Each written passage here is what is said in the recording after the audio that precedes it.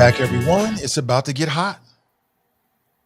Welcome back to the Hot Mic Podcast. I'm Nathan the Barbarian, your humble host, moderator, and all around nice guy. Welcome back. Let's get straight to the conversation this afternoon and welcome in the crew. We got Kevin Aldridge with us, the voice of reason. How you doing, sir? Happy Friday to everybody. Absolutely. Raven Mundy, how you doing, ma'am? Doing pretty good. Yep. Tarris Troy Horton, how you doing, sir? What's up, everybody out there? Yeah, good to see everybody. Phil Hemlich. We call him Sexy Phil, but he don't like it. But Sexy Phil is supposed to be joining us soon. He's got very important Sexy Phil stuff to do. So that comes first. I definitely understand it. To our audience, thank you for being here. It's a great Friday. You could be anywhere in the World Wide Web, but you're here with us. I appreciate you. Please take a second to like and share this so other people can see it. We are a Cincinnati-based podcast. We talk about a lot of Cincinnati stuff, talk about a lot of national stuff, and sometimes cultural stuff, things that are happening on the internet. But there's been some breaking news. This wasn't on the list, guys, but I think we all kind of may have an opinion about this. But there's been some movement on the so-called brawl in Cincinnati case. Some big movement. Okay, there's Phil. We can bring Phil in. I think here he is. Right on time. There he is. What's up, Mr. Hemlich? How you doing, sir? Good afternoon, everyone. Good to see you. Good to see you. Well, let me just say, it is such a pleasure to have a feminine voice and perspective. I really thank you, Ray, for being here. Kind of hanging out with these guys for me has been, I don't know, just a little bit difficult. Having you here, I think, is definitely a benefit to the podcast. So I'll just leave it at that. You know, I want to go. I want to go to a dinner party or some kind of social engagement with Phil, just to see him work the room. Just to see Phil work the room. I bet you are a lot of fun, Phil. Oh, believe me. When I was in politics, I'd be table to table, and I'm out of there before they serve the dinner. I can see it. Most definitely. But thank you for being here. So let's get straight into it. Looks like there's been some movement in the case, and it's not looking good. Hold on, I got some images here I want to show you. This one right here is just this brother's like, go ahead and do what y'all gonna do. So now suspects have been indicted, 5 felonies each. 5 felonies each. 6 people have been indicted. And I don't believe any of these are the so-called Russian that everybody keeps talking about. The Russian needs to be arrested. The Russian needs to be arrested. Tarris, I don't know how you feel about that. Tarris, I think you ought to do a little one-person protest outside that jail, to, get your point across. You know what I mean? Stick your neck out and don't be afraid, I won't be joining you, but, you go right ahead, So I want to get your thoughts on this. Like, how do you feel about this? So the person that a lot of people up to this point have been saying is the instigator, who is non-black, has not been charged. But everybody else involved who is black has been charged. That's the storyline that a lot of people are running with. What do you think? I mean, from what I've heard, and this could all be speculation, but there are some, apparently he has some ties to some major players in the city, because I believe he owns either a contracting company or something like that. And so he does a lot of big projects in the city. And so people are assuming that, outside of the obvious assumption, which is that it's race related, that he just knows too many high and important people. And so he was never going to see any kind of punishment anyway. Like, that's kind of something that I've heard floating around. But if we just take that completely off the table, I can't say that I'm shocked, to be honest with you, because I feel like angrier and louder voices prevailed. The most angry and loud voices have been from a very upset white population in this city, and both nationally, that saw what they saw, which was, I don't care if he slapped you, or I don't care if he slapped somebody first. A bunch of black people who we already perceive to be inherently violent carried out this mob attack on these innocent on these innocent white bystanders. That's how they're perceiving this, and that's been the narrative from the beginning. Like, I'm not shocked at all. It's horrible to me, and it sucks, and I wish it didn't happen. But it's Cincinnati. Like, are we really all that shocked? This is what happens here. Yeah, Raven, I agree with Raven, I take back every nice thing I said about you. I knew that was coming, so I ain't worried. Well, Raven hit it right on the head. I mean, this is pretty much, as I said on the last podcast, what was expected. In trying to prepare people for this eventuality that was going to happen. That in all likelihood, the black suspects were going to be charged. That the white suspect in general was probably at best going to be charged with a misdemeanor charge, and it doesn't even look like Cincinnati police are going to bring that charge at this point. I will say the reason why they never even talked to him was because his lawyer said he couldn't. Like, come on now. Like, I knew when she said that he was never going to see any charges. Yeah, I think I will say that there's some more information out there that, I'm going to be responsible and not talk about it because there are a lot of things that I know on background that have not been yet made public, and it wouldn't be appropriate in this capacity or in my capacity with the Inquirer to talk about those things that have not yet been made public and are documented. But as I've said from the beginning, I think that, people need to wait and see what more information comes out and how things go. Now, I will say I was surprised to see that each one of these people faced 29 and a half years in prison. I think that's overkill for sure. And I doubt very seriously that any of them will be facing that amount of time. Sometimes law enforcement officials, they'll jack up they'll pile on the charges to get you to plead out to something lower. That's kind of what I'm expecting in this case, is that eventually each one of these suspects will probably plead out unless you've got somebody who feels strongly that they can defend themselves and get out of it. They'll probably. Well, why should they plead out? Raven says they're not guilty. Why would they plead out? They're not guilty. Well, there are a lot of people who aren't guilty of crimes, Phil, that plead out because they don't want to go to jail for 29 and a half years because the justice system ain't going to give them a fair shake. Don't act like there are a whole lot of people who don't plead out because either they can't afford. Well, there are a lot that plead out, but I don't buy this. Oh, all these guilty people plead out. I was in that system for 10 years, and that was not my experience. I'm not saying, Phil, I'm not saying anything about their guilt or innocence. I'm just merely saying that it is a well-known fact that charges get piled on and people wind up a lot of times pleading out to lesser charges. But not because they're innocent. Not because they're innocent. I didn't say anything about how can you make that assumption? That's what Raven said. These people. First of all, so let me clarify then, Phil. I never said that anybody involved is innocent. I do believe that there's an initiator, and that that everybody who has been charged thus far. I kind of feel like it's unfair that they're being charged, and the person who initiated is not being charged. Let's get back to what we said last time. Raven, what crime did he commit? Just name the crime. He assaulted a man. What are you talking about? Okay, he slapped a man in the face. We went through last time the definition. And Kevin said this last time. What you would like the law to be and what it is are not the same thing.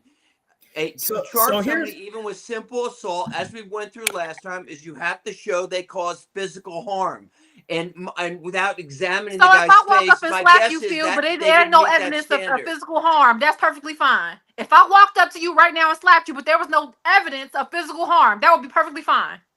It wouldn't be perfectly fine, but it wouldn't be assault. It might be disorderly conduct. Wouldn't be assault. That's still a charge that's not been given though, Phil. So like I said, he has not been charged with anything. What are we talking about? Yeah, all right. He incited violence. Yeah, well, let me tell you something. First of all, I was going to say this anyway, and I think just off the top that this was an excellent job of police work, as best I can tell. Because listen, it is not so easy to take a video with a bunch of people and you don't know who they are and manage to, through interviews with witnesses, whatever, to manage to track every one of them down and find them. So first of all, I give the police a lot of credit. And I'll say something to those of you, particularly Raven, who seem to suggest there's some kind of racial bias here. I think because there clearly is. Excuse me. I think it is frankly insulting. I wish Dre was here; he could respond. But I think it is insulting to these police officers to say that they acted with racial animus, that you know that somebody should have been charged but wasn't charged because they're white. You have no knowledge about this. And I think to suggest that is really a wrong and false thing to say about the cops that investigated this. Well, I'm able to say it, Phil, because I'm black in Cincinnati and I see it happen all the time. Well, I understand, but you need evidence. You can't just say I'm black, therefore there's discrimination. It doesn't work that way. well, It kind of does when you live that experience. Well, maybe in that's Cincinnati, how you look at it. I don't look at it that way. because you're not black, Phil. That's the point. I do think to come up on where Raven is saying is there's somewhat of a history, there is somewhat of a track record, but I would also say that, you know, one of the things that's been true throughout the course of this case is misinformation and information that either has not come out or has not yet come out that ultimately could change the way that you look at it. Again, without getting too much into the details, I would say that the question that there are questions about the sequence of events and the way in which things came out based on the videos that have been released to date. So a lot of people are looking at the video with the racial slurs and they're assuming that that is where the incident began. That might not be the case. It might be the case. It might not be the case. I'm just encouraging people to wait until that amount is made clear, because a lot of people are saying, well, the white guy might have instigated this based on the video that portrays the racial slurs. Well, if it turns out that that video wasn't the beginning of the altercation, then that sort of puts that narrative to sleep to some degree. So again, I think, you know, hopefully what information that the police have, that they'll do it maybe in the same way that they did with the Hinton video, you know, where they took it frame by frame and broke it down and kind of explained to the community what happened. I'm hoping that at some point, whatever evidence the police have, that would be the responsible thing to do, to clear up any kind of misinformation and put a clear timeline and narrative for how things broke down, so that people, whether that's somebody on city council or the average citizen, can actually speak accurately about how things went down and in what order. Can I go after Kevin? Yeah, go ahead. Okay. Or the 6 people who they're overcharging them for one, because I mean a good How lawyer, so? God dang, man! Can I just finish? But just tell I mean, me. if you give me like 30 seconds to finish, I said one word, overcharged, and you went off. I got like 5 more things I need to say here, and I waited patiently. To get these things off. Forgive me. No, I'm not asking for forgiveness. I'm just saying, just give me a little decorum here, man. Okay. Overcharged. They're overcharged at best.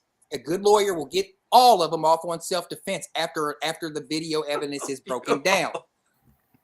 I agree with Nathan. I agree with Nathan whenever he showed the picture of the dude just looking at him like, just go on and get it through. You can do whatever you want. That picture right there, he's saying you can do whatever you want to me in your system, who he doesn't probably even live within anyway.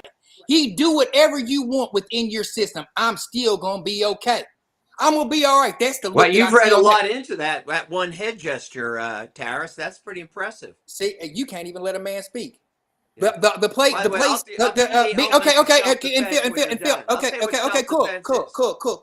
Cool, Phil. And you know what the reason why all this is turned into a racial overtone, and because this could be solved. You're the one turning into the racial overtone. Dang, man, Phil, you just can't help yourself, can you? All right, okay. The reason why this has been turned into a racial thing is because white people won't meet us halfway. If you look at this video evidence and you say, hey, man, these white people shouldn't have been down there doing what they were doing, going in the middle of things, starting racial slurs, and even slapping at black people will then eventually turn around and say to the white people, you know what? You're right. And you know what those black people did when that happened? Black people did what black people do. And we don't agree with it. But that's just what happens. But until white people are talking about We're the victims. We're the victims. I'm going to say two more things. We're the victims. We're the victims when the man who initiated the slap has been charged previously in 2012, and it's public record of doing the same Well, thing. the other guys Shut have up, all Phil. had God felonies. dog, let me finish. Then the other guy who's in the second video, I got a film right here. I got a video. I got video evidence and public record where the guy that's walking around running after the dude, running after Goonie 2 times, saying, "Hey, N-word, get that N-word right there." Whether he had his wallet or not, nobody knows. Whether he had his wallet, he himself has been charged in 2012 for doing the same thing, but this time, Phil, it wasn't to a black person, it was to a Jewish person. He said he was going to kill the Jew. He said, "I hope I kill you." Now I've And changed that's my mind that you said that. exactly. No, I'm And it's serious. public record. It's public Let me tell record. you what In self-defense is. Can I affidavit. tell Come you? on, Phil. It's public record and affidavit that these two white men and if you're one of these people who are in the white community who cape for these thugs, these Russian thugs who go down here in the middle of in black things and start fights, and you cape for these dudes, you are just as guilty, because you can do whatever you want to these 6 people, these black people, because you know what story's gonna be told in history, in black history, that these white dudes came in our community during our thing and we kicked their butts. Well, I don't know if I That's the believe story that we're there's telling. two That's the histories. story I we're know going. there's That's a white history and black history. there's going I to be didn't a know white that. history and there's going to be a black Can I history. tell you what There's going to be a white self-defense history. is? There's going to be just like the Alabama brawl. What you might have seen was some white dudes that got their butts kicked by black people. What we seen is some white people overstepping their boundaries because they got too hyped up on Trump juice. And what we see here in Cincinnati is some white people who are about, and when all the evidence comes out, we're going to be able to tell a clear tale where you stand on racism. When the Q evidence says this person who has done this stuff before went into an area of all black people, pulled some stuff, black people really didn't get to touch him like they should have. If I could just respond to one point, just so we understand, because Tarris brought up self-defense. Now, just so everybody understands this, self-defense is what's called an affirmative defense, and here's what you have to prove to win on that. As you know, all the elements of the crime, that he hit him, he had physical harm, blah blah blah, had to be proved beyond a reasonable doubt. Okay, but if you plead self-defense, the burden is on you by a preponderance. It's not that, I have a reason, as long as there's a reasonable doubt. No, if you plead, it's a specific plea, and if you plead it, the burden goes on you. And you're telling me with the burden on those guys, they're going to be able to plead self-defense? I don't think so. The prosecutor has to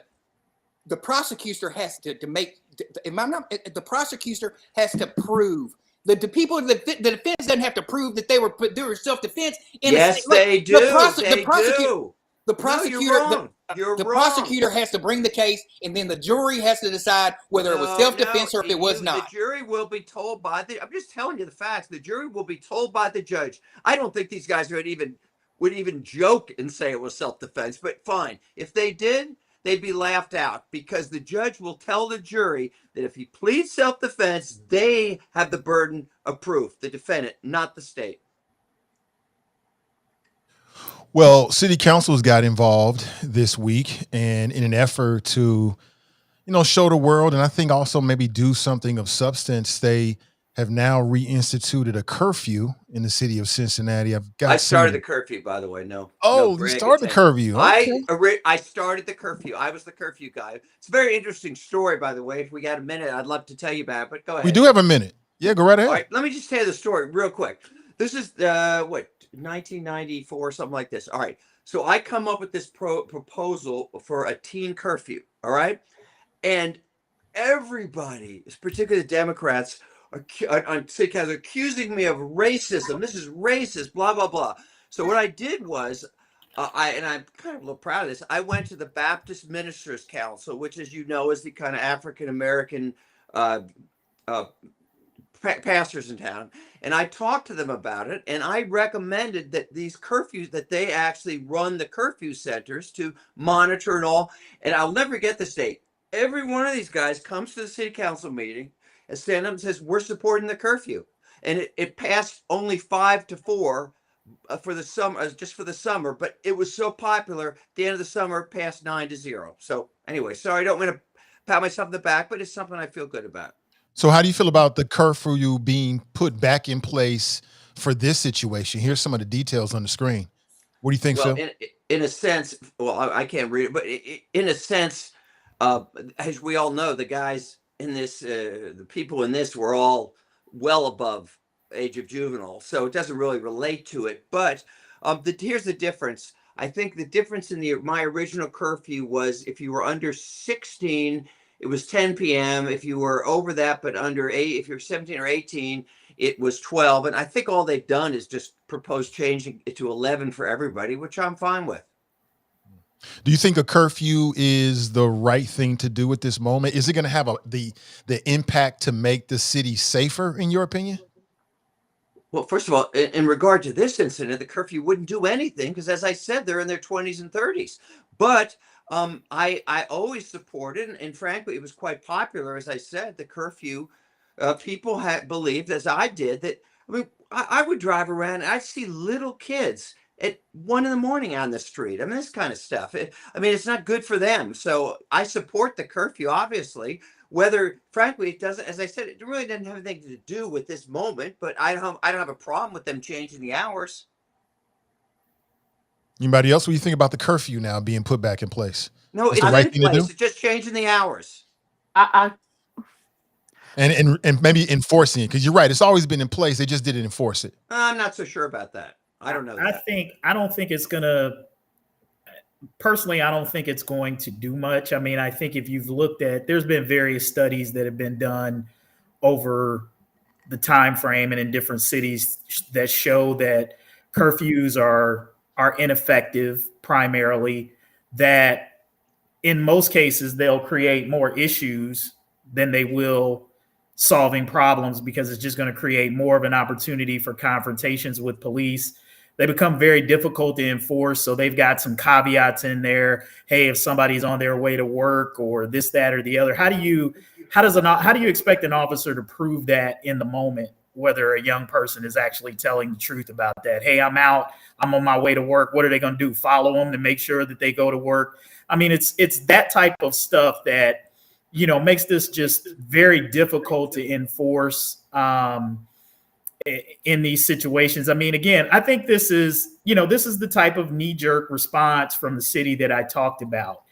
These things that say or give off the appearance that you're doing things, but that don't actually result in anything kind of changing the situation. And no disrespect, Phil, I know it's your idea, but it's just another one of those Republican ideas that's quite frankly, and don't produce any real results. I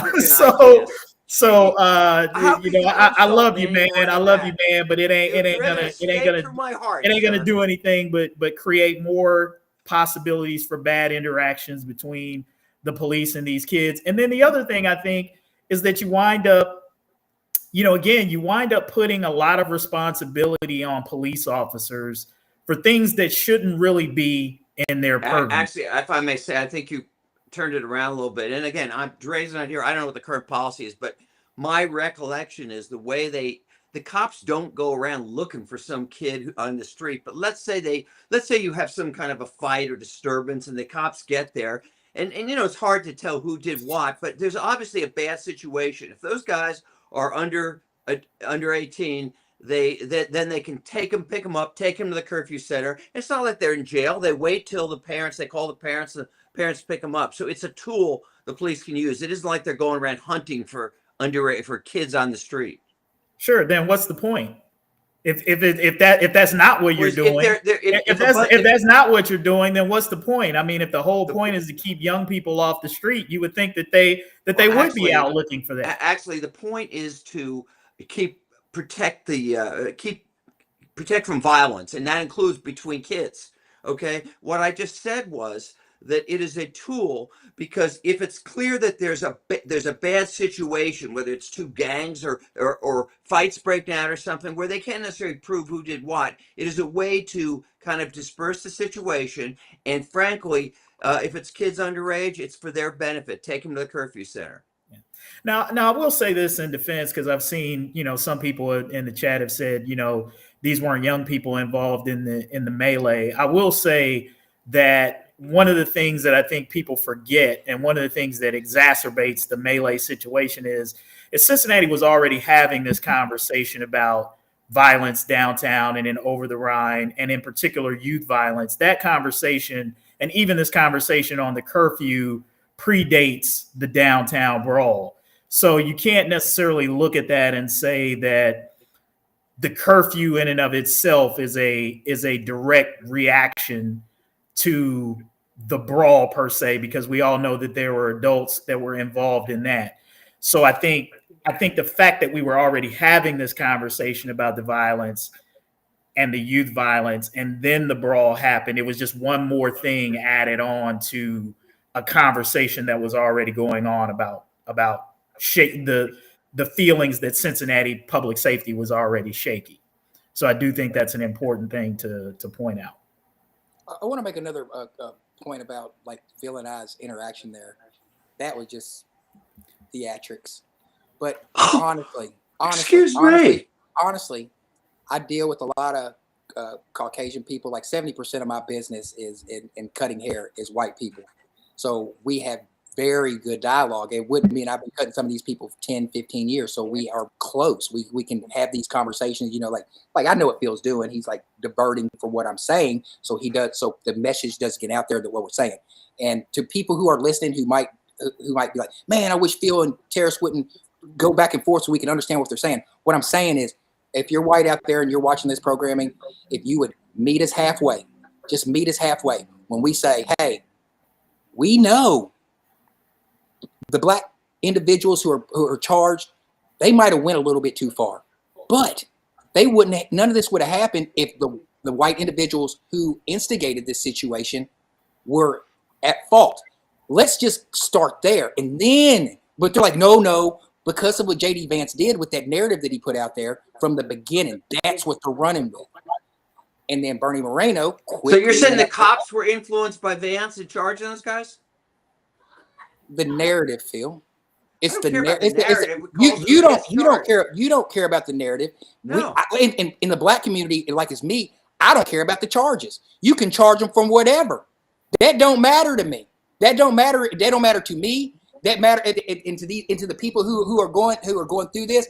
I'm praying for them that they get through this, and I hope that us as a community, once all this goes through, we get behind them like they get behind Holly and gave her $500,000.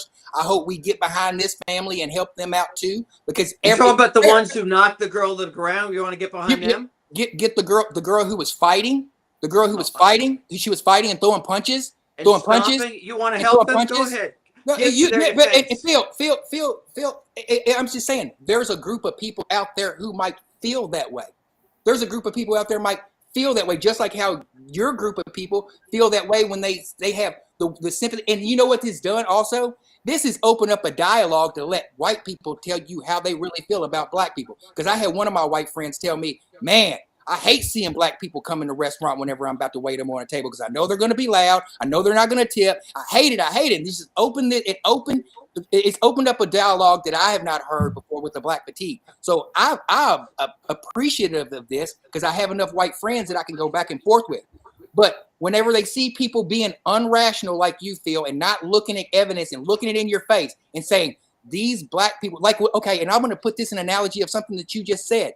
You went into a group of ministers, of black ministers, but you know better. But if you walked in there and you had too much to drink and you went in there cussing them out, calling them in words and smacked one of them ministers, do you think that you would have walked out of there with some, they would have laid hands on you. They might even put some oil on you, but it wouldn't have What the heck does that have to do with this? Because you're not listening. You ain't thinking, Phil. I know I lost you because you think down here, your vibration level is way down here when we're trying to get you to come up here with us. You won't come up here. That's why I'm saying meet us in the middle. Or I won't say up or down. You're over here and we're over here. And I'm saying meet us in the middle. Just that analogy I just used. You, as a human being, would not walk into the all-black ministers that you so proudly walked into, talking about curfews, drunk, talking trash about black people, and smacking one of them ministers. And if you did, you think that you'd be able to walk out of there without them laying hands on you. And then if you did, you'd come out and you'd be like, oh, I'm the victim. Get out of here with all that, Phil. I want to know what Raven thinks. What do you think about the curfew, Raven? Come on, Raven. Like, what am I doing today? So I am just one of those people who believe that the curfew, if it were to be used and executed and enforced correctly, it could be an effective tool. I just don't believe that it is. I agree with a lot of what Kevin said, which is the fact that it's just the way that it's structured is just too hard to enforce. So I think that is one of those things that is in that kind of that bag of tricks of the powers that be, that we're gonna throw this curfew thing out there when we want people to quiet down and calm down and shut up for a second because there's so much heat on the city right now. We got like we're doing something, so let's go ahead and toss that curfew out there. I think that I know you're very proud of your idea. No, the curfew's always been there. They're just changing the time. It isn't like they're initiating a curfew. Right. So as I was saying, I know that you're very proud of the idea that you came up with, but I think that all you really did was just add to the bag of tricks of the powers that be to kind of calm the masses. And I understand that that's what that is, and so that's how I view it. It's just one of those things that gets thrown out there to kind of, all right, calm your ass down so we can try to quietly deal with this issue. That's what I think. The reason why after the summer, which was a 5-4 vote, the reason after that, Tyrone Yates, Dwight Tillery, the late Todd Portune, and even I think Tom Lukin at the time, all of them changed their vote and voted for it. All of them. Why? Because the community really liked it. So it isn't something that the powers that be impose. It's something, at least at that time, that the entire community, white and black, really liked. Because I think that previously the intention was for it to be effective. And I don't see that it's been very effective. We still toss this curfew out there every so often to deal with issues that persist. So like I said, I think it's one of those things that continue to be a tool of the powers that be to kind of calm the masses. I think in regards to it being a response to this whole thing, it's completely irrelevant. These were not teenagers down there fighting or down there involved in this situation. It's completely irrelevant to what needs to be happening downtown, which is some kind of way. Whoever they got on the beat, they need to figure out a better way to have them patrol that particular beat. Because what happened initially was a bar fight. These were grown, drunk individuals engaged in a bar fight, and there should have been police on hand to break them up and send people on their way, and that just wasn't present. That's the issue that needs to be addressed. No, I don't know why we're talking about a curfew for teenagers. Maybe it's just because it's Nathan's fault. He brought it up. That's why we're talking about it. You know, I mean, to Raven's point, it could be just that simple. Like, that's what needs to be happening. The people involved need to be dealt with through whatever fair legal means. I agree with Tarris. I think it's overcharging. I got to make this point because I'm not the kind of person to not say I told you so. But we had a conversation. That's for sure. You're definitely not that kind of person. Yeah, I am definitely not. Absolutely. So we had a conversation about the white supremacist KKK folks that was up there in Lincoln Heights. And my issue was, and I said it then, is that when law enforcement wants to get you, they get you. They overcharge you. They do whatever they have to do to make sure that they can that they can stay connected to you. It didn't happen in that case, but in this case, it seems like it is. I mean, 5 felonies. If they're found convicted, 29 years for what? No, that's the max. That's the max. Yeah, if found guilty on all the charges, that seems to be very excessive for most of what I saw down there. But again, I don't have a family member that was knocked out cold. If I had a family member that was knocked out cold, that was my wife or my daughter, 29 years is not enough. So I get it. It's all about perspective. But, you know, listen, city council has their back against the wall. They've got to do something, and it's got to be public. They got to do something. You got the state, you got the federal government, you got Corey Bauman. You got a lot of pressure that's being Oh, social don't get media. Tarris started on that. Yeah, I'm just saying there's a lot of pressure being put on the mayor right now to do something. There's a lot of pressure being put on city council. You have Victoria Parks. You know, people can say what they want. I thought it was ill-advised and irresponsible from the standpoint of being an elected official. I wouldn't have said that. I think she could have been more eloquent. I think those comments put more pressure on city council. And so this is what you get. We got to get tough on crime. And now $2 million has been allocated for the police, which leads me to my next question. Do we need more police? Is that the right move the city council just made? Allocating $2 million for whatever, it seems like a blank check to me, but whatever they might say they need, is that the right move? Yeah, so I think it all depends on whether or not you subscribe to this notion. I mean, the data that's put out is that Cincinnati is 115, 120 police officers below what is sort of like the recommended staffing levels that you Compliment. need. Yeah, for a city this size. So if you buy into that and you believe those numbers, then the answer to that question is yes. You know, the city apparently does need to increase its ranks to get up to those standards. I mean, and I think we can all agree that the police presence was not sufficient enough in this situation, and not just in this situation. I mean, there were others. I mean, there was we talked about on this podcast a similar type of melee between some young kids out in front of the Aeronaut, and it was the same situation. They were out there fighting for like 2 or 3 minutes, and no police officer was in sight. Nobody ever pulled up. In fact, I think we talked about that on this show. So it's clear that either it's bad planning or bad planning and preparation, or we just don't have enough officers. Officers are spread too thin. So I'm not opposed to spending more money on more police if it's needed. I kind of agree with you, Nathan. I'm concerned about the blank check aspect of this.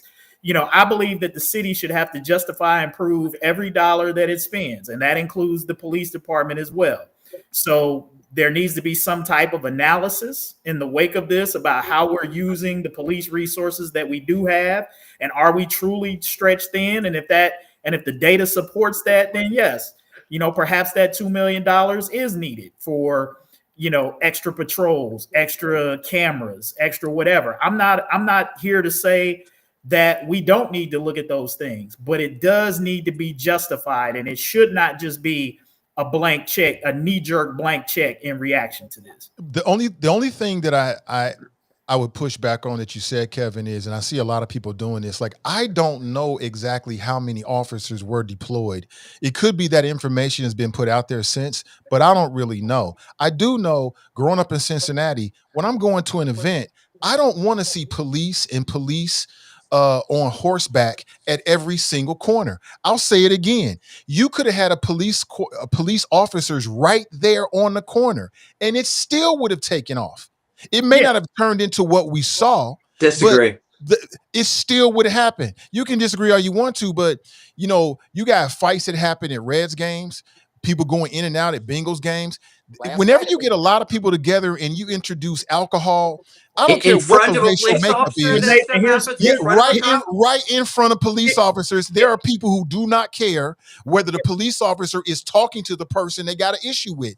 Police officers are not going to stop everything. It's impossible. I agree with you. Can they come in very quickly and maybe de-escalate the situation? Yes, absolutely. But when I hear this narrative that there weren't enough police, I don't think the fact that the fight happened and is enough evidence to suggest that there weren't enough police. I don't know what those numbers are. And I just don't think that the police chief, I do not believe this.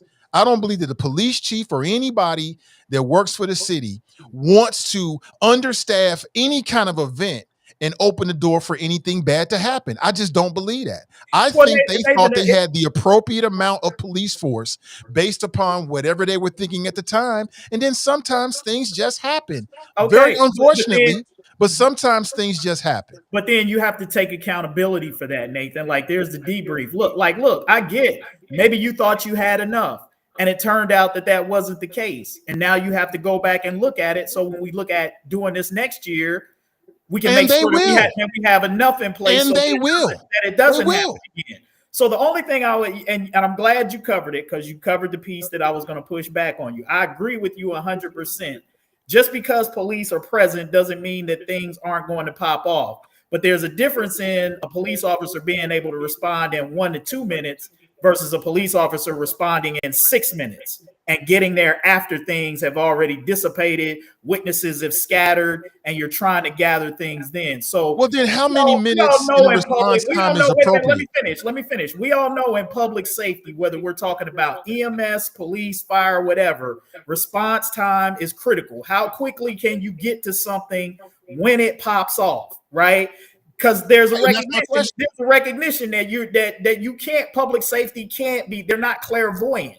They can't, predict when stuff is going to happen. A lot of times they are responding and they're reactionary, but the key to public safety is how quickly can you get to the scene of something. Yeah, and but so there's a big difference between 2 minutes and 6 minutes. That is impossible to predict, because you could have had 3 or 4 officers right there on the corner of 4th and Love, but yet something diverted their attention to the left, but this fight happens to the right. I mean, let's be fair here. These are human beings. We cannot control everything. It's impossible. And I refuse to believe that the police chief and the administration don't care or they're soft on crime. I don't believe that one bit, because they know the ramifications of what can happen. There is nobody that wanted to see this happen. Nobody, because nobody. But I think that's a bad argument. Like, if you want to make the argument that the police, that the police chief and city council don't care, I would say anybody who says that, that's just a poor argument. That's just a bad argument for all. A lot of people are saying that, though. A lot of people are foolish for saying that. In fact, it's the majority. Hold on, Kevin, real quick. The majority of the people who are criticizing the administration are saying just that. Yeah, they they're soft on crime. That needs to be pushed back against. Like, I can. That's what I'm doing. I'm pushing back against. I can accept you saying, and this is the point that I'm arguing. I can accept you saying that they were poorly planned. That maybe even there might have even been some incompetence involved in the preparation. That can be fair criticism if it's proven to be the case, right? But how do you prove that? Suggest because things were poorly planned or didn't go well that somebody doesn't care, that's not the same thing. That's even worse. Like, how just because something happened doesn't mean that somebody was incompetent. It means that things happen. It can. You can't, Nathan. Yes, things can happen, but there can be evidence. Kevin, I'm not saying that. Nathan, I'm not saying that. Look, what you're saying there, Nathan, you wanting to rule out incompetence. I just got one question. Do you think that it's possible for the police to get to every situation within 30 seconds? No. Okay, then. So if we can agree on that, let me let in real quick. Let me just finish it and I'll give it straight to you. If we can agree that it is impossible for the police to respond to every scenario in an event like that within 30 seconds, because there's so many factors that we can't even predict, then how can we say it's incompetent just because something happened? Things happen. Nathan, this is where, again, and this is where I think your argument is as bad as the people who make the argument that don't care. This is why I'm saying the debrief, the analysis, things are important. You're just assuming that the city did everything right and that their plan. But why would I not assume that? Why would I not assume that they tried their best? Okay, Nathan, but just because you try your best don't mean that you did the best, right? That's not the same thing. You're saying, they tried. You're saying, how do you define the best thing? Just because you try is not an excuse for bad planning. It means that you tried and you planned bad. We're not being fair. We're not being fair to city leadership. Say that, just because they tried, everything should be okay. Nobody would say that. Not being fair. If the Bengals went out this season and finished 0-17, nobody in their right mind would say, "Oh well, Zach Taylor tried. He should keep his job." Get out of here with that, man. I don't think that's a congruent analogy. It absolutely is. It is when you're talking about effort, though. It is when you're talking about concerted effort. If you're talking but it's about a whole different scenario. Trying is enough. You can't really say that, especially when it concerns public safety. Oh, absolutely. I think that people are being unfair to the administration. And here's what I'm saying. You can't have it both ways. You can't tell me, yeah, Nate, I agree with you. It's impossible for police. And I think we all agree with that, even the people in the chat. It is impossible for the police to prevent every incident and prevent every crime. It's impossible. Well, since we can but we're agree not with talking that, about every crime either, though. We're talking about this specific situation. yeah, we're talking about this specific situation. Looking at it, were there possibilities? Were there ways where this particular situation could have been prevented? And if that's they look what at they're everything going to and they do determine, right yes, now. if we would have had more officers in the area, or if we would have had, if we would have done this or this or this. They could have had 100,000 officers in the area and things are still going to happen. And that's what I'm trying to tell you. You could have had 100,000 officers and fights are still going to happen. Interactions are still going to happen. Then what you going to say? We need 200,000 officers? No, I don't think we're being fair to say the word you're missing, Nathan, is deterrence. You're missing the word deterrence. Oh, I'm straight on point. That's such a bad take because what's bad about it? You're trying to say that because police or anybody can't stop every eventuality. We know that things are going to happen. And we just said that most of the time, police response is reactionary. Police are responding. But I said the main thing is response time is critical. How quickly can police get to the scene? And you could have had 10,000 officers down on the banks working. Absolutely. And I bet you they would have got there faster than 6 minutes. Maybe we don't know. If you put 100,000 police officers, just to use your number, since that's the number you use, I guarantee you would have had an officer there in 30 seconds if you'd have had that many police down there. Really? You guarantee that based upon what? No, just by sheer numbers. If we're gonna put 100,000 cops downtown, that is basically almost somebody. That's somebody at every doorstop. I mean, it's a ridiculous. So what are you saying? Because you just admitted that we had 100,000. I guess my point is what I'm saying is, Nathan, effort does not absolve you from or isolate you from having poor planning. I'm not saying the city had poor planning. What I'm saying is you got to look at it. That's exactly what you were saying. You gotta analyze. You gotta debrief, and they will. City official, and that's what I understand. You can't be so defensive as a city official to where. I mean, the police chief. Look, if you want my opinion, I'll be amazed. It's amazing if the police chief survives this. I mean, she has done, I think, about as poor a job across the board on this situation as anybody. Her coming out instead of taking responsibility, pointing the fingers at the media and any and everybody else, instead of saying, hey, here's what we need to look at in terms of what we did and how we need to do things. She wants to blame people for not calling 911. Come on, dog. And then let's not even get into, since we're talking about the charges against the other people, it was our police chief who came out and said anybody who laid hands on somebody else is going to be facing charges. So where them charges at? See, she is skating and getting off scot-free in this conversation. And if you upset about the white Russian not being charged, then you need to talk to your police chief and ask her, where's them charges that she said was coming? She's not skating through. Nope, man. People are talking about her online just as much as they're talking about everybody else online. So no, she's not skirting responsibility. Everybody knows she's a chief. All I'm saying is that we have to apply. We gotta be private. See, what happens is that she's handled this badly. Then why are you sitting there stumping? I'm not sure that I can say she handled it badly. I mean, how does she handle it? I don't know if that's true or not. I mean, I'll take your word for it, but I think what's happening is that don't take my word. This is what people do all the time. It's knee jerk. I used to call Cincinnati knee jerk reactionary city. And that's what's happening now. Everybody's having a knee-jerk reaction. They want to point fingers and this, that, and the other. Everything you said that the city should do, they're gonna do. They're gonna assess what happened. They're gonna the mayor's office, the city manager's office is gonna get with the police, and they're gonna put a plan in place so that they're better positioned next year. Of course, they're gonna do that. Why would we assume they're not? And so it's all of the assumptions that people are making about what the city is doing that irks me when nobody has any real evidence. Like I said, you can have 100,000 officers down there and people are still going to fight. And sometimes there are situations and circumstances that happen that you can't even see. You know, like I said, you could have had 4 officers on horseback right there on 4th and Love. But if they get distracted on something over here, and a fight happens over there, that's going to delay their response time, even though they were right there on the corner. All I'm saying is these are human beings. There is no system that's perfect.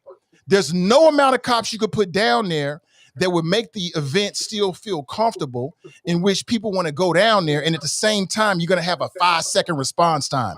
I just feel like it's knee-jerk reaction. Everybody wants to point fingers. And what we should be doing is, as a community, we should be guiding them, obviously, but let these people work this out and then come back and tell us what their plan is. That's all I'm saying. I just want to say, and before I get out of here, because I do have to go, but I want to say that I get the point that you're making, Nathan, because I do believe on a national scale, the picture that's being painted of the city right now is that, oh, it's a blue city, and so of course they're soft on crime. You'll never hear me say that Cincinnati is soft on crime. You'll just never hear me say that, because it's not true, and I don't believe it. Like, no part of me believes that Cincinnati or CPD is soft on crime. Selective, absolutely. But just completely soft and uncaring and all those things, absolutely not. And so I think that while there is room to critique and, as you said, Nathan, guide and you know, even with things that have been put in place by my fave, Miss Iris Rowley, to give them direction on how to handle the public, we need to be doing those things as the community and as taxpayers, because that's what they get paid to do, to protect and serve us. But you'll never hear me say that Cincinnati is soft on crime, because that's just not accurate. It's just not. But I gotta go. Love y'all. I will see y'all next Friday. See you, Raven. Yep, appreciate you. I hate that Raven's leaving because we don't have a female voice now, and I got to deal with you ragamuffins. This motley crew of people. So that's all I'm saying. Like, I'm not saying, pal, you're stealing my line. All I'm saying is, I'm not trying. Listen, if whatever happens to the chief or whoever, that's what the decision is made. But when I look at this, I'm trying to figure out, what do we do forward? And I see everybody pointing fingers, and they, and it feels like a lot of it is disingenuous. It seems like a lot of people have either a personal grudge against somebody, the manager or the mayor, or it's politically motivated, right? But I live in Cincinnati.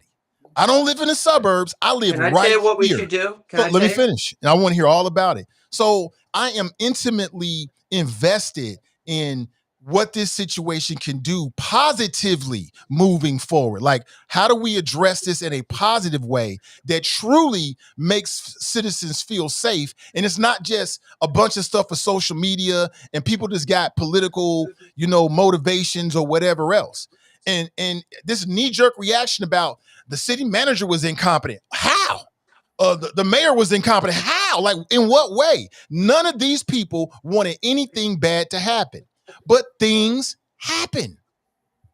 It's not that things happen, Nathan. It's how you handle things when things happen. And here's the reality. Tell me how they handled it wrong. Well, wait a minute. Let me finish my point. Here's the reality of any of us who have positions of responsibility or whatever job that you have. There's an expectation that you are going to operate and do that job with excellence, right? And in the times where you don't, it may not result in you getting fired, but it may result in criticism, and it may result in you having to take accountability for mistakes that you made or things that you didn't account for that didn't come in. So what I'm suggesting here is, I agree with you. I'm not necessarily trying to blame anybody or point. It sounded like you were. But no. There's a difference. There's a difference between demanding. No, let me finish, Nathan. There's a difference between demanding accountability and blaming somebody. And Right.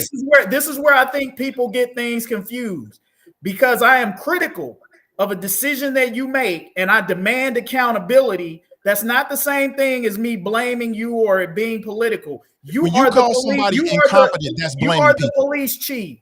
You are the city manager. You are the mayor. With those positions come certain responsibilities and expectations, and you are going to be criticized and you are going to be held accountable. What Kevin, I have seen, and my criticism of the police chief has been, she has taken zero accountability, and she has been the one who has been pointing fingers and blaming. You don't have a problem with her pointing fingers and blame, but when I say she needs to take accountability, I'm the villain. you're So not the villain. I'm just saying, when I'm have just you holding you heard, when have you accountable heard to police what you chief, said. tell me, You Nathan, use when the have word you heard incompetent. police chief Teresa Thieke take 1 ounce of accountability for anything? I'm sure she has. I haven't watched all the press conferences. You have me at a You disadvantage. watched enough. But when you use the watched word enough. incompetent, you are pointing fingers. I Period. didn't Point say blank. I didn't say I said You incompetent. said incompetent. That's what you Could said. be. I said it could be a factor. I didn't say it was. And I said it asked you could based be a upon factor. what? And I'm like, nobody wants this to happen. Like I said, there's a really great campaign that's happening right now on TikTok. And I'm just so glad to see this happen. It's some local creators who started this movement, and it's called Defend Our City. And I'm like, finally, because I'm like, where are the people that live in Cincinnati that have built a family and a business in Cincinnati? They have no plans on leaving. We got to defend our city. Yes, we got to hold them accountable, but at the same time, this is our home. Nathan, And we can't let outside forces that don't really care about us, that just want to play politics, try to mess up what we have built here and what we are building here. So we have to defend our city with some common sense and take the emotion out of it and allow the leadership along with the police to come up with whatever the next plan is. That's why I said, I don't really like the curfew, but they got to do something. And I'm open now. I'm open to if they say they need the police say they need $2 million more. Okay, they say they need $2 more million. Okay, give them what they need. But let's stop acting like leadership don't care and Cincinnati is just Armageddon. I was just downtown today. They got the Red Bull competition is going to be on the banks. Cincinnati is an awesome place. We are not perfect. We got a lot to be proud of. And don't let these outsiders come in here and try to make us feel bad about a situation that nobody agrees with. We all know it's wrong. Nathan, Stop playing politics and defend your city. What you said about the narrative, and that's what I was trying to say before I was cut off before. The narrative is our responsibility as content creators and people who put content out there is to tell the story, our individually creative way. Like you said, to defend the city, these guys that are out there that are creating, they have a louder voice than the mainstream media is going to have, and it's been proven from the last election. The mainstream media was moving a certain way. TikTok and the social media was moving in another way. The Republicans did a really good job of doing the programming because J.D. Vance got out there fast. He was the first person to make a statement, and his statement was profound. He didn't even get a chance to. It was a setup. How do you feel about these? Well, I haven't really seen everything, but from what I've seen, animals, thugs, innocent. He put out some buzzwords, keywords to activate his base. Next thing you know, his brother's going on Fox News. So they're hitting their base. So they know what they're doing. This is all a political strategy over a bar fight. What we need to do in Cincinnati and Northern Kentucky and people who enjoy Cincinnati, we need to take the narrative back and we need to tell our story. I know whenever like the dust settles and all the truth comes out, I'm developing my research and I'm going to tell the story my way. I'm going to tell the story so when my grandkids look back at the Cincinnati Brawl, they'll say, how did you feel, great granddaddy? What did you see, great granddaddy? And I'm going to tell the truth. I'm going to say from my perspective, and I'm encouraging all content creators. If you have a creative bone in your body, tell yours like, Phil, I'm seeing your content and you're doing a dang good job using B-roll and telling great stories. Your content, and this is what's going to be the future. That's how the future is not going to remember these 6 people were charged. It hurts our feelings right now. The future is going to remember the story how we tell it. Before, we never had an opportunity in a venue or a market to tell our story. Every time we had a venue, they burn it down. They take it from us. Now we have a powerful voice. So let the and that's my thing. And I was about to, but the police, I believe that they need to get the $2 million. Let them use it, man. My only concern is where are they going to get the police officers from? It's easier to get. I mean, like it's easier to get become a police officer than it is to be a barber. But they still are lacking police officers. Tarris, I was with you until then. I think that's a bit off. Now, I'm not saying now I have great respect for barbers. Okay, they have a tremendous respect, and they have to go through some licensing, but I would say, from what I understand, I don't think they have to go through a series of lie detector tests, asking what drugs they've used and what this and that, and convictions and things. So I think that maybe the police have a little bit more of an obstacle to get their license. I guess it's subjective. I guess it's subjective because you can go with 9 months and you go through academy and you can go in barbers. It takes significantly a long. Okay, let me rephrase that. It takes longer and more education, more continuing education, more scientific. It takes longer time to get a barber. Here's the question. Can you do anything with this? That's the question. I could. I'm taking you up on that. It's not much to work with, but would now be a good time for me to. There's a lady I've been seeing. I'll admit this, and anything I can do to kind of turn things in my favor, I'm up. I got something for you. I went in a record collection. I got this for you. Next time I see you, I'm gonna give this to you, man. Herman's? Is that Herman's? Because I mentioned that. That's funny. Hey, he was thinking about you. Was that Phil when he had hair? Who was that on the back album? Was that Phil when he had hair? No, it's Herman. Peter Noon of Herman's because I made a joke about that one time. Tarris is the only one really listening to me on this show. Thank you, Tarris. Thank you. You're welcome, man. Hey, here's one thing I push back on what Tarris said. Tarris, you're not gonna have to explain to your grandkids about this situation because it's not even gonna be a blip on the radar. Look, this is a moment in time where Cincinnati happens to be in the spotlight, and again, people's attention spans are short. And give it about another week or two, the nation will have moved on to another subject matter or another topic, and nobody's going to be talking about this in a few weeks. Trust me. This is not going to let it die. This is not going to have any long-reaching historical tendrils for the city of Cincinnati. Kevin, that's old. It's just not. We barely even talk about the 2001 civil unrest. Now the Corey Bowman race, that will have long-standing implications. We barely even talk about the 2001 unrest anymore. You think they're going to talk about the Cincinnati brawl bar fight? 2001, that was 25 years ago. There will be no 25th anniversary stories on the Cincinnati brawl. There won't. Yeah, but I don't think that's the point. I think Tarris is on the side. Go ahead, Tarris. Okay. With all the content creators coming out here, and there could be rap songs made about this. When Goonie 2 times gets out of jail, we can take Goonie 2 times and we can put him on T-shirts. We can do whatever. We can martyrize this dude if we want to. If they're gonna choose, why do we let them choose our heroes? Why do we let them? Hold on, Kevin.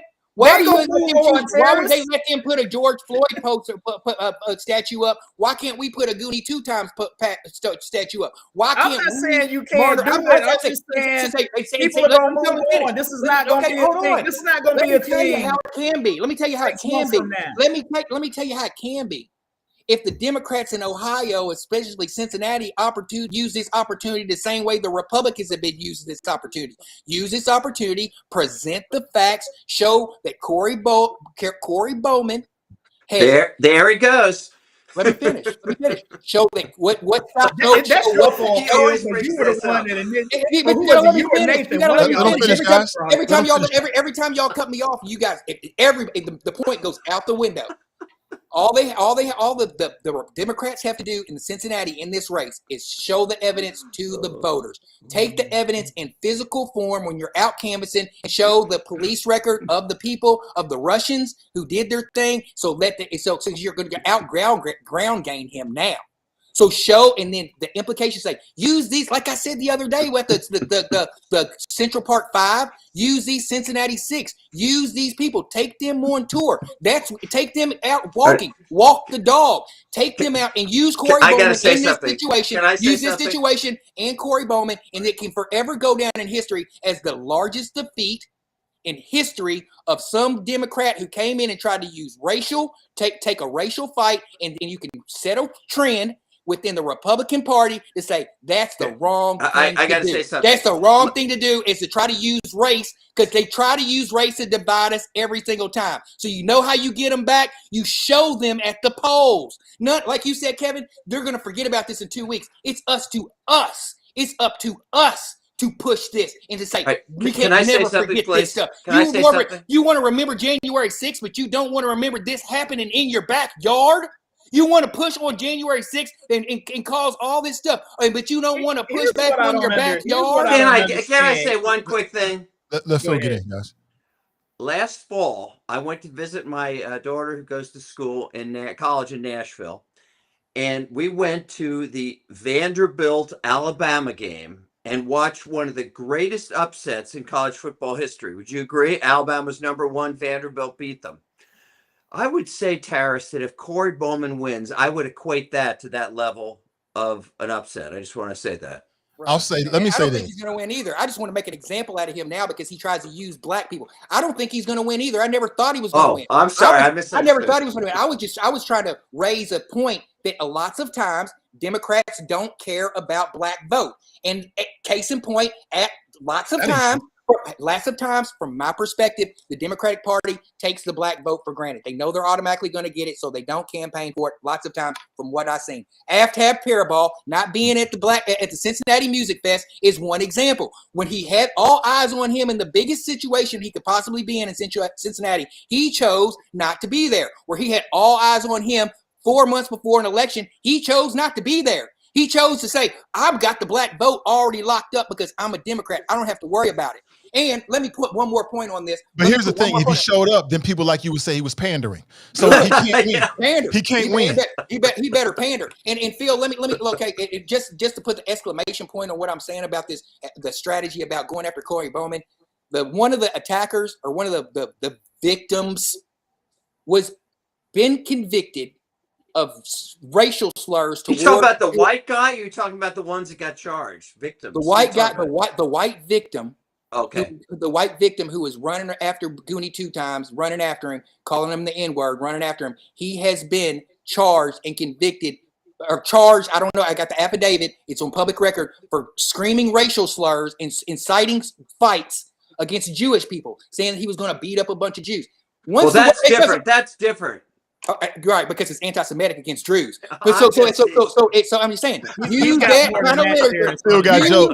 Use that kind of narrative when you're out canvassing and saying this is the type of people who Corey Bowman and his brother has backed from the beginning before the evidence even came out. This is the type of people who they back. Is this the person who you want to represent your city? Counter. Here's what I would agree with Tarris on in terms of what he's saying. And I think, Phil, hopefully you can see this in anyone else listening who feels like these individuals have been victimized. I'm going to try to give a light comparison of what sometimes happens when the racial dynamic comes in. Now, we remember when George Floyd got choked out, or, essentially by that police officer with the knee on his neck. One of the things, even though he was clearly a victim, one of the things that people, even those who kind of didn't want to, they couldn't really defend it, but they always threw out, well, he was a criminal. He was trying to pass a counterfeit bill, right? Like they wanted to bring the criminality into it to somehow soften the horrible thing that officer did to him, right? And this happens repeatedly in cases where Black victims wind up being victimized. There's their criminality, their record is brought into it. We saw the same thing with Trayvon Martin. They villainized him, to the point of, the marijuana and all of this routinely happens with Black suspects to soften the violence that's perpetrated against them, particularly when it's white people who are perpetrating the violence. In this case, to Tarris's point, if you look at the outside, I'm not talking about Holly because I don't know what her background is, but at least with the two Russian gentlemen who were involved in this, both of them have extensive criminal backgrounds. One beat up an Uber driver, threatened and beat up an Uber driver. Tarris talked about the racial, which, by the way, can be used against them if they testify. One also had a domestic violence incident against their wife where they choked out the wife. So these are people with criminality in their background. They're not just, if you want to look at the criminality of the people who are indicted and say, well, they got questionable background, so do these individuals as well. But if you were to introduce that into the conversation, Phil, a lot of white people would say that is out of bounds to bring up their criminality. Why are you doing this? To bring up the white guy's criminality? Yes. To bring up the white guy because he's a quote unquote victim. But traditionally, when black people are brutalized, they don't get that any type of criticism. In fact, the larger white community buys into that as a reason to say, hey, maybe they deserved what they got. And again, not saying that Victoria Park should have said what she said. I don't agree with that wholeheartedly, but she essentially said a lot of times that same sentiment that white folks express when black people are brutalized, maybe somehow they deserved it because of their criminal background. They're not willing to accept that in this same case with these two individuals in this particular case. And so you can look at it and you can see that those parallels absolutely exist because these are not sterling individuals, model of the community guys. In fact, again, I'm not going to go in depth, but people do their research. A lot of this stuff is already out online, even though it hasn't been broadly reported in a lot of mainstream media. Some of this stuff you can go out and dig up for yourself if you want to find it, right? And that part of the conversation is not being introduced by any white folks that I've heard talk about this. Let me just say something about that issue. If this case goes to trial, okay, and I would guess that what Russian guy is going to testify, I would guess, he can be cross-examined on all the things you've talked about. If he has depends on the prior conviction, but there's a procedure that if you have done something in the past, as Tarris has talked about, to that caused a reaction, and you did the same thing, that can be brought up on cross-examination, just for whatever it's worth. So okay, now out of the law, how does that affect you, Phil? Because when I bring that up to other white people and I say, hey, these two things can be true. Yes, the black community in this situation overreacted, but they were instigated. Excuse me, hold on, it wasn't that. It wasn't. It wasn't community. You can't say that. That's frankly a patronizing thing to say about the black community. It wasn't the black community. Okay, Kevin. I feel like until I can speak to you like I can speak to other intelligent white people who are in my circle. Then we're never going to agree on anything because I'm just speaking like I'm not talking in matter of facts. I'm talking about if they walk into a group of African American people and they're white people and they're foreigners. See, you do this on purpose. What I'm saying. You made me lose my train of thought. You made me lose. That may be for the best. You're because you're very good at making me lose my train of thought. Let him speak. If you let Tarris, Phil, I gotta say, bro, we gotta put a time limit. If we put a time limit, we all do it, but I think you do it to Tarris on purpose, man. Let that brother get his thoughts out. And my thoughts are only like 30 seconds. It's just all the interrupting. But no, okay, I know what I was saying. It's when I introduce these facts to white people, they never, ever, ever look at it and say, okay, Tarris, Troy, you have a point. They always backpedal, always. And it breaks my heart because I thought that you guys were going to be the generation that fixed this, so we could have the conversation so we can move forward. But no, is it going to be your children? Is it going to be your children and my children having the same conversation to where they see the same situation happen and they still white-splaining things instead of seeing things from another lens?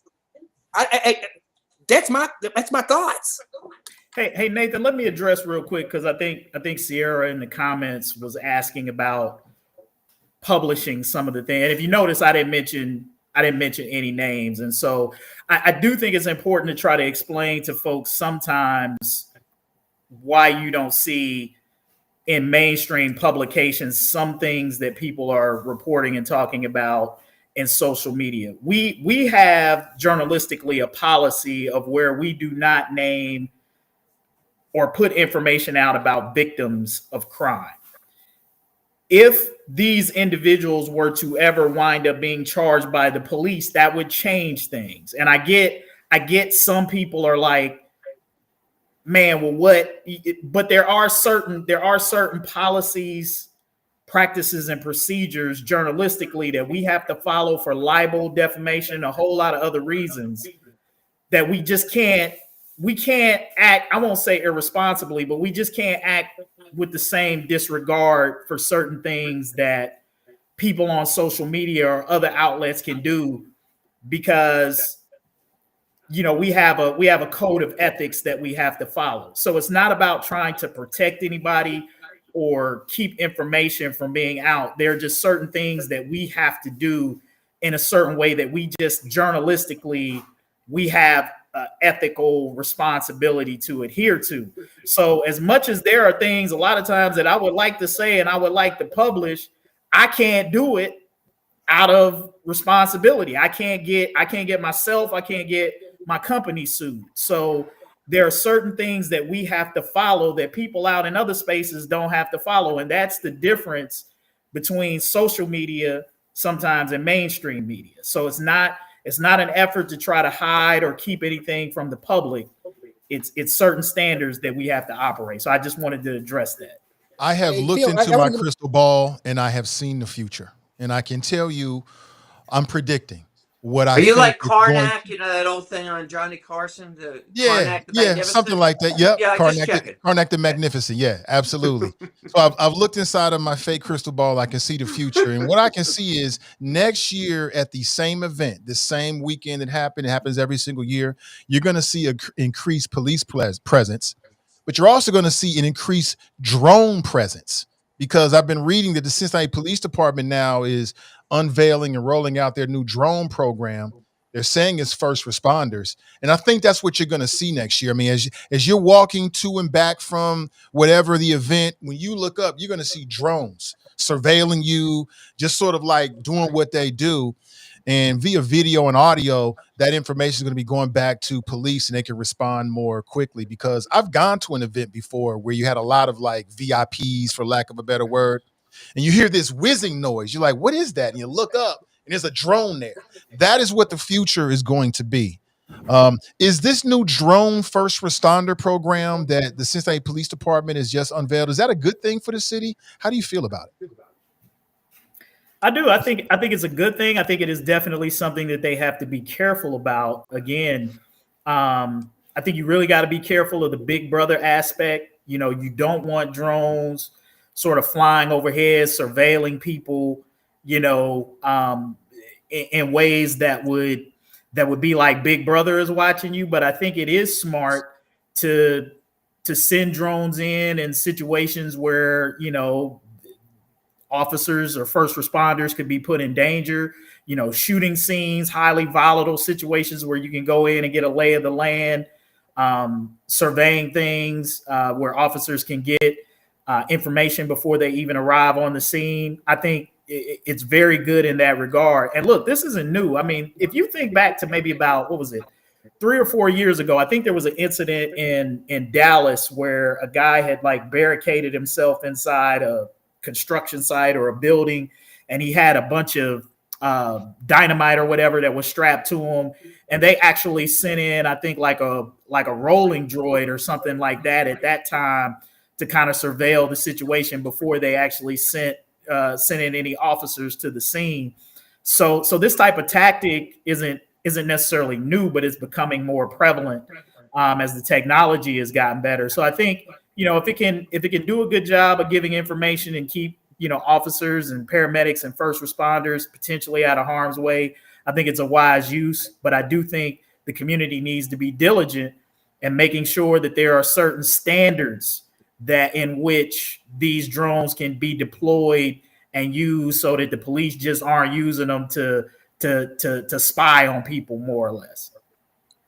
My concern is, like, whenever the drone, what's the next step? Are they gonna, like, if, let's say the Cincinnati brawl happens again, and there's drones up there, and they say disperse, and nobody disperses, the drone's gonna start shooting out rubber pellets. I mean, how far are we gonna go to police humanity, or what is it called? Not humanity, but like people doing the right thing. We don't need to police that. We don't need more. I think like what Kevin said, if they're going to use it for that, but like, what's the next step they're going to say? And then who is usually the people that are targeted mostly when it comes to over policing? It's the people who look like the brown and black people. So I do agree with giving the police every tool that they need to do their job the correct way. Ultimately, the people that are going to be over policed and affected by it, the most are going to be black people. Yeah. Phil, what do you think about drones being used as first responders in Cincinnati?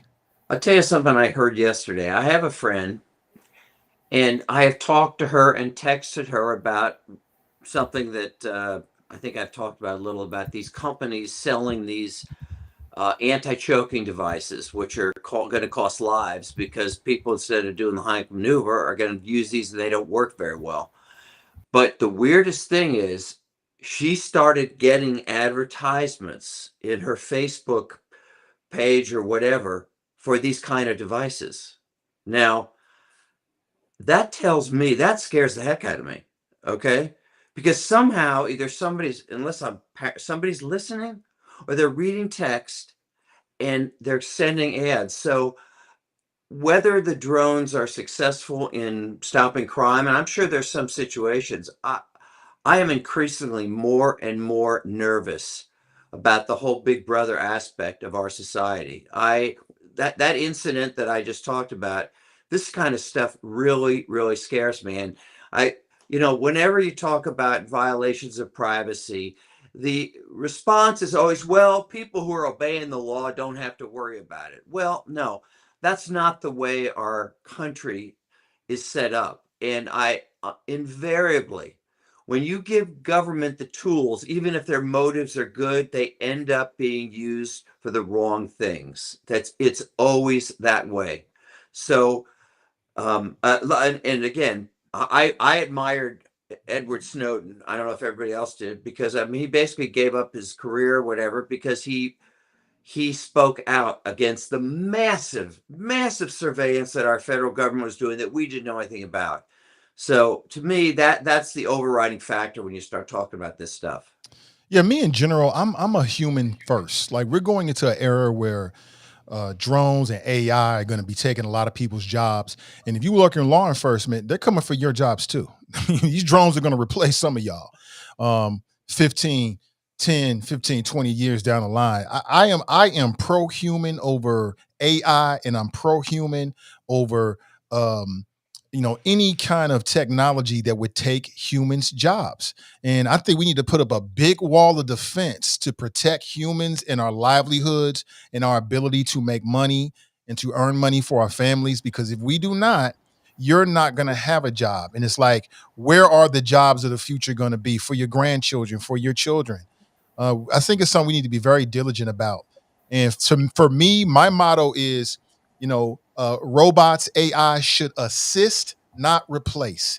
Assist, not replace. That is just the mantra that I have when it comes to it across the board. Like, I know it might be cheaper and faster, and it might even be a better burger. But when I go, and I never go to fast food these days, but when I go, if I decide to go, I want to see a human back there on the fries. I mean, I just don't like what I'm seeing. I'm afraid for the future of humanity in terms of how do you support yourself and your family, and keep the lights on, and put some food in the refrigerator.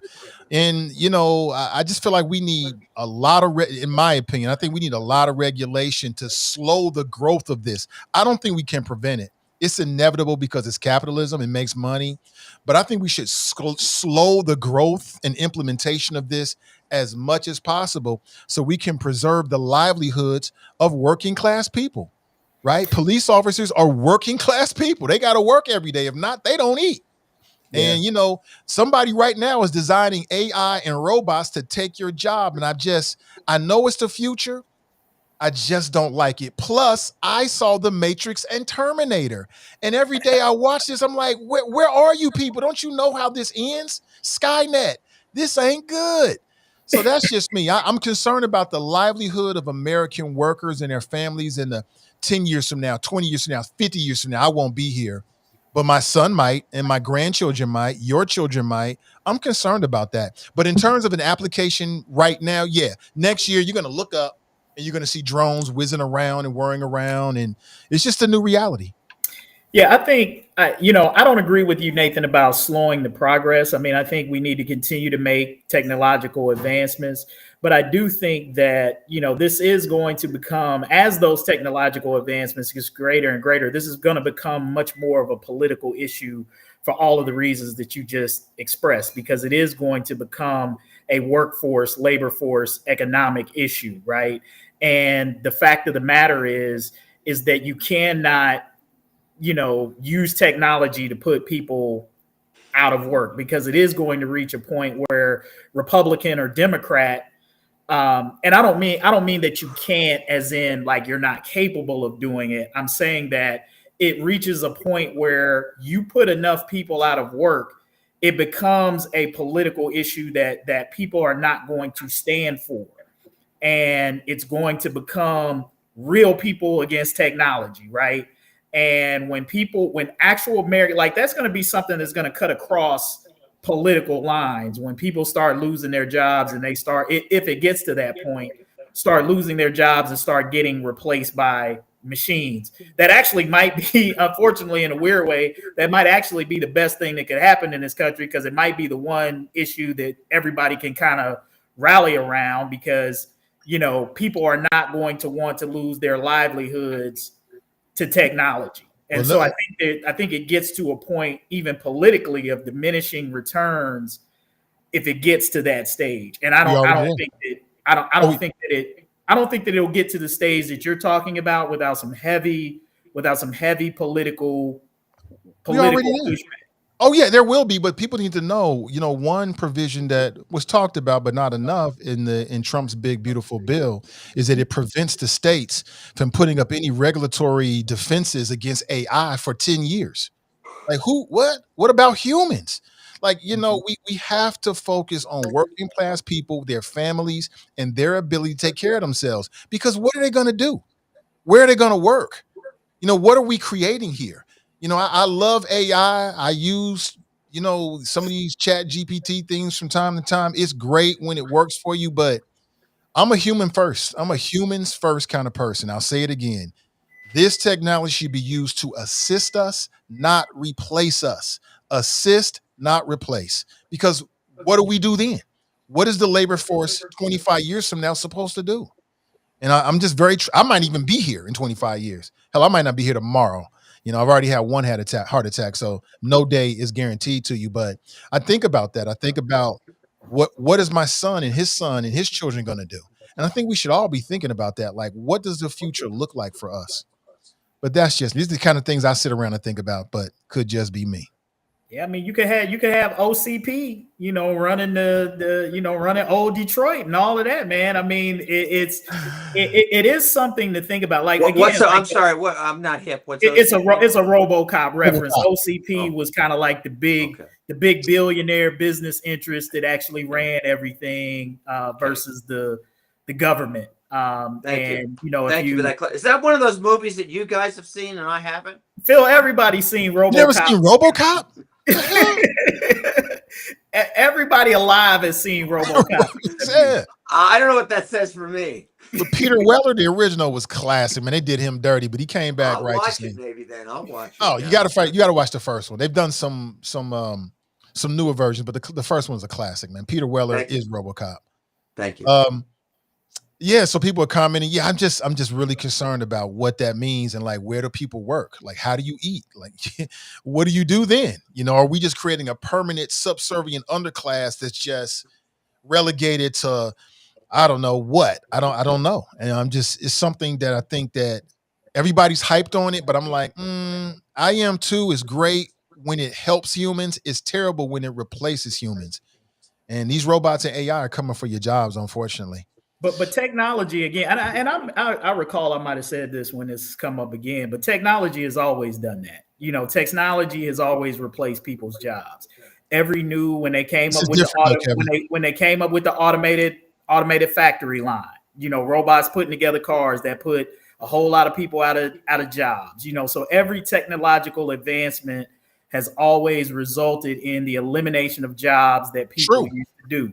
But this is AI different. has the potential to do it at a much larger scale, and I think that again, I think it does just get to a point of, to me, if to get to the level that you're talking about, Nathan, I think it would get to the point of diminishing returns really quickly, and people will respond very viscerally and very aggressively to sort of like the widespread. I mean, if hundreds of thousands of people just start losing their jobs overnight because of AI, brother, that's going to result in some type of revolution or revolt. You know, if that many people Well, are. isn't that starting? Isn't that It's the whole already point of started. those? Isn't that the point of those machines at Kroger where the automatic, you know, you just go? Isn't the point to replace the people who stand and, you know, add up your groceries? Isn't that That's what they did. point? That's what they did with Doge. Here's With the AI, they took like the IT jobs, the Doge department did, and now those jobs are gone.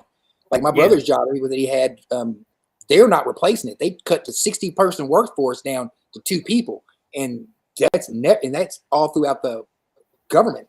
So I mean, I agree with Nathan on that. I mean, we have to be careful, but pivot, find another job that work in AI, find some jobs creating in AI. There's going to be, you know, like the ways of doing old things are going to be no more. So we have to just kind of pivot. Mm-hmm. They're coming for barbers too. No, Don't think. They're coming for barbers too. Within 25 years. Nope. Within 25 years, when you go to, I don't know, whatever cuts, glamour cuts, whatever it's called, you're going to sit down and it's going to be AI robots that get you all together, and they're going to replace barbers. That is happening. Tarris, I'm serious. I'm coming to you for my next haircut. You don't have to worry. I'm not going to any robot.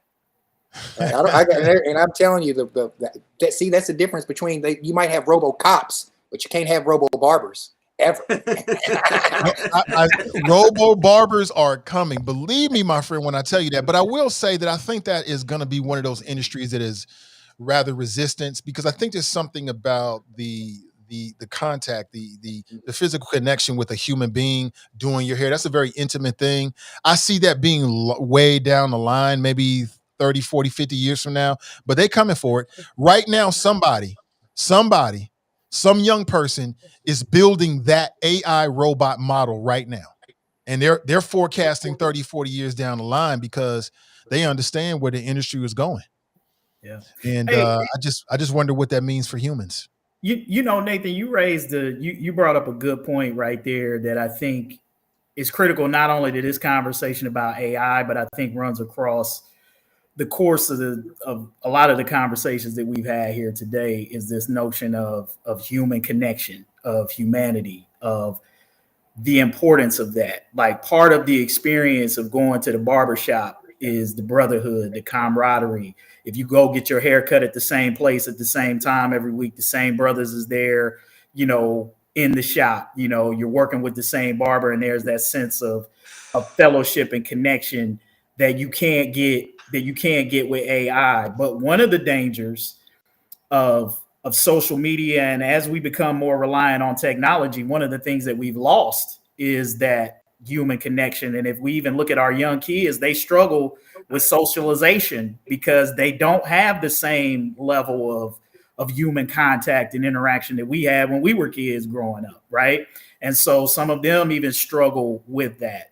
And I think that it's something that we have to be very careful of as a society, because when we lose our humanity and our human connection and our respect towards one another, it makes all of these different things that we're talking about, the racialization, the politicization of these incidents, and where we don't care about what happens to one another, or we can't see each other as human beings, to treat with dignity and respect. the more we engage, the more we allow this technology to separate us from that, the more susceptible we are to the coldness that comes along with not having that human connection. And so I think we also have to be very wary of that and recognize the value But of that. you know what trumps that? As you were talking, I was thinking, what in terms of the barber experience, so going back to Tarris's industry, what trumps the human connection from a consumer is speed and efficiency.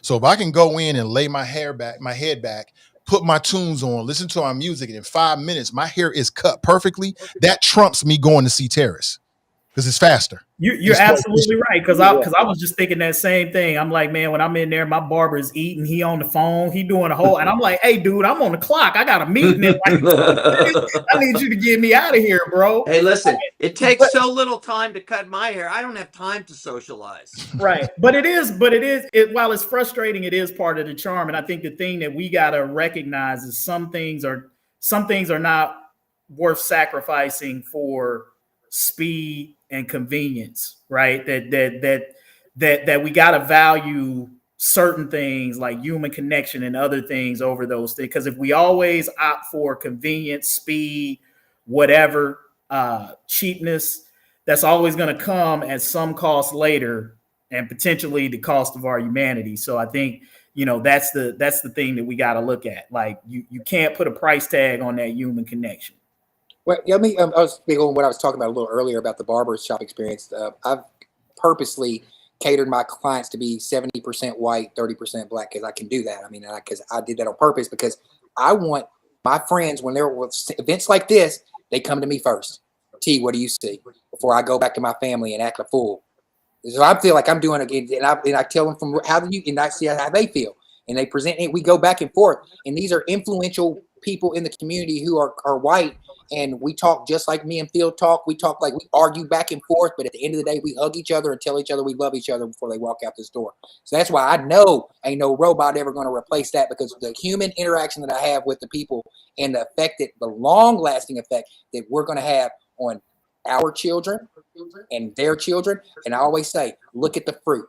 Look at the fruit. People that come to my barber shop and they have successful kids. They're not racist. They're not sexist. And that's the type of lasting effect that I'd like to put on the world. So I just want to leave that out there. No, you're right on point. And I can see the future. The future of the barbershop will be, you'll have some AI robot slots for people that want that. But there'll be people that want to have their human barber as well. It'll be a hybrid system at first, right? That just makes sense. Because I mean, for me, I don't want a robot to do that unless I just don't have the time. If I go to, like, I have a same barber that I've had for 25 years, because we have a personal connection and we catch up and he tells me stuff and we talk. And so that's part of the reason why I go as well. So the more I think about it, yeah, it'll be a hybrid at first. That makes sense. And then maybe, yeah, because the jobs that have that human connection or that human creativity will be AI resistant for a longer time, I think. But what about mortuaries too? My dad always told me back whenever I was thinking about a career, he said 2 bulletproof jobs, recession-proof jobs, and the last forever is a mortician and a barber. That's what he told me when I was first coming up. So I was like, I always. Yeah. I think that AI is going to have an impact there too, in terms of like the grave digging and all that kind of stuff. But I think that when people are going through something like that, they want to talk with a human. For now. For now. Hey, but look, guys, that's all I got. I had a few more topics, but we're almost at 2 hours. I'm not going to hold you. I really appreciate your time. Hey, can we deal with those? I was looking forward to one that you didn't get. Okay. And I know we got like 9 minutes. We could probably up until 3. We can get done at 3. Okay. But that video about being back with the eagle jeans. Oh yeah. Yeah. I was hoping we might get to that one, since that was a previous topic here on the show. The 6 o'clock girl. Phil was on here when we talked about that. I think we had Mac that day. Yeah, so Mac was with us that day. Yeah. Yeah. Is this that jeans thing that people are always talking about? Yeah, I hate to say this, but I don't even get what the issue is there. If you don't mind telling me, I've heard bits and pieces. Some people believe that not only are they selling jeans, but they're selling whiteness What did she say? What did she say that she caused says, you to I had, cause that? she says her name. I'm Sydney Sweeney, and I have good genes. So it's sort of like a double meaning. Oh, jeez. Yeah, Okay. it's a But blue when it's a when I, blue jean commercial, and it Yeah. tries to focus on her blue eyes and Yeah. blonde hair and that type Okay. of stuff. All right. yeah. So I was online, and it's just so much crap on Facebook these days. But I just looked at the comment section, and somebody posted, "White people are so back," like in a response to this Sydney Sweeney ad, and I thought, back, like when were? So back, what is that? Yeah, What does that mean? I Like guess she was trying nobody. to imply that white people haven't. That white people have been pushed to the back of our culture, and they have not been allowed to be proud about being white. That's how I took it. And I thought, that's interesting. I don't agree with that, but if that's how she feels, that's how she feels. So that's what it is. I think this time, and this one, I have to say that the black culture was, they were reaching on that one. No, like Raven were saying, like, no, black people don't buy American jeans. Black people don't buy those jeans. And like when she did her commercial, when she stood up, it looked like she had a 2x4 going down her backside. She straight up, straight down. She couldn't even see anything. And nobody buys those jeans. I think that was a reach. And if it was a subliminal message, it hit the low vibration people. Really wasn't nothing. Well, the low vibration, you said it, but the people I see on Facebook and social media talking about the most seem to be like, conservatives, MAGA types. Like they are trying to make this into a big thing. And it's kind of like, to black people or non-white people, it's kind of like, yeah, we're getting our time. And I'm like, what is going on with us? Like, this makes no sense to me as well. Like, when have white people never been in style? Right? I just don't remember Thank that. you. But I appreciate that. Thank you. yeah, but at the same time, I'm like, okay, so let me try to understand this. Like, Because nobody obviously has ever something. said before that I was in style, so I really appreciate that. Yeah, but I'm trying to understand, like, so what's going on here in the minds of the people who are responding to these ads? Like, do they feel as if they have been pushed to the back? Is that Yes. what they feel like righteously? And if so, who pushed you to the back? Because it Yes. certainly weren't black people, because we don't have that kind of power. But that's the narrative. I mean, that goes back to what I was saying when we talked about this on the podcast about why I thought people were overthinking it, because my argument was white folks have always been in the forefront. Why is it even necessary to say that? Because like 90% of the commercials and most of the stuff that we see is geared toward white people and has white people in it. So why was it even necessary to make a commercial